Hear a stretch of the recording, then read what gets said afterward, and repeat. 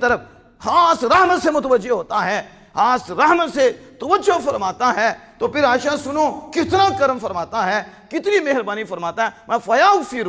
فرمایا اللہ عز و جل اس رات قبیلہ کلب کی، بکریوں کی، بالوں کی تعداد کے برابر مسلمانوں کی بخشی فرما دیتا ہے، میرے غلاموں کی بخشی فرما دیتا ہے۔ اب یہاں دیکھو کتنی فضیلت کی یہ حدیث ہے، اور یہ ترمذی شریف میں آئی، اور اسی طرح ابھی ابن ماجہ ہے، اس کے حوالے سے بھی یہ میں بات کروں گا، لیکن یہاں حاشیہ میرے پاس یہ موجود ہے، اور یہ جامع ترمذی ہے، اور اس کے نیچے شمائل ترمذی اور عرف شذی، یہ نیچے اس کا حاشیہ عربی میں ہے، یعنی یہ بعض لوگوں کو یہ بھی مسئلہ ہوتا ہے صحیح ہے، ہم نے کہا تھوڑا پڑھ لینا تھا کہ فضائل اعمال میں حدیث صحیح ضروری نہیں ہوتی، اس میں تو ضعیف حدیث بھی کافی ہوتی ہے، یعنی سند کے اعتبار سے یا ضعف آ جاتا ہے، درجے میں کم ہو جاتی ہے، لیکن پھر بھی قبول ہوتی ہے، پھر بھی تو جو نہ مانے وہ پرلے درجے کا فضول ہے، کیونکہ یہ حدیث ائمہ حدیث کے نزدیک قبول ہے۔ لیکن اس حدیث کو اور ان جیسے طرق، مختلف طرق سے آنے والی حدیث پاک، اس پہ گفتگو کرتے ہوئے محدثین نے فرمایا حدیث صحیح ہے۔ حدیث اب میرے پاس وقت نہیں ہے، مزید آگے جا کے میں بتاؤں گا، لیکن یہاں جو حاشیہ میں انہوں نے اس کے اوپر لکھا باب ما جاء فی لیلۃ النصف من شعبان، جو ترمذی شریف میں بھی باب ہے، اور کہتے ہیں حاضی لیلہ لیلۃ البراءہ، اس رات کو لیلہ نجات کہتے ہیں، اس رات کو کیا کہتے ہیں؟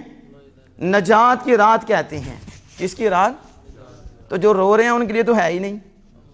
ابھی پیٹنا شروع ہو گئے ہیں، انہیں پتہ ہے کہ ادھر رات کو تو آمنہ کے لال کا بھی ذکر ہونا ہے، خالق کائنات کو بھی ہونا ہے، امت نے رو رو کے رب سے معافیاں مانگنی ہیں، تو ہم تو شیطان کے یار ہیں، ہم نے بھی جہنم میں جانا ہے، تو شیطان نے بھی جہنم میں لے کے جانا ہے، تو انہیں کیوں یہ رات منانے دے؟ ہم نے کہا تو جتنا مرضی زور لگا لے، ہمارے ساتھ خالق کائنات ہے،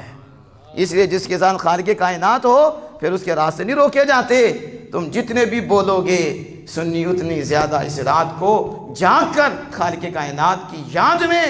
اسے راضی کریں گے۔ اب یہاں دیکھو وہ کہتے ہیں یہ رات لیلۃ البراءہ ہے، یہ رات لیلۃ النجا ہے، اور پھر آگے پتہ کیا کہتے ہیں؟ سحر روایات فی فضل لیلۃ البراءہ، یہ اصل بات ذہن میں رکھنا، کہتے ہیں لیلۃ البراءت میں جو حدیث پاک آئی، اس کی فضیلت میں جو حدیث پاک آئی، اس کی روایت کی تصحیح کی گئی ہے، یعنی یہ حدیثیں صحیح ہیں، یہ روایات صحیح ہیں، کہ کسی کے ذہن میں یہ نہ ہو کہ یہ موضوع ہے، جنہوں نے ضعیف لکھی اس کے حوالے سے گفتگو کرتے ہوئے اس کے طرق زیادہ ہیں، لہذا زیادہ بازو بنے تو قوت ملتی ہے، تو جب قوت ملتی ہے تو ضعف سے اوپر ہو کر حسن لغیری کے مقام پہ پہنچ جاتی ہے، اور حسن جو حدیث ہوتی ہے وہ صحیح لغیری کے مقام کو پا جاتی ہے۔ لیکن کہا سحر روایات فی فضل لیلۃ البراءہ، یہ شعبان المعظم کی 15ویں رات کو جو فضیلت آئی ہے وہ ساری روایات سحا اس کی تصحیح کی گئی ہے، اور محدثین نے کہا یہ حدیثیں صحیح ہیں۔ سمجھ آ رہی ہے اس کی؟ یہ میں نے ترمذی شریف کے حوالے سے آپ کے سامنے ذکر کیا۔ اب ہے میرے بعد سنن ابن ماجہ، یہ بھی صحاح کی ایک کتاب ہے، یہاں بخاری، مسلم، ترمذی اور پھر ابن ماجہ، نسائی کا میں نے ذکر کر دیا، ترمذی کا ذکر کر دیا، اب یہ ہے ابن ماجہ،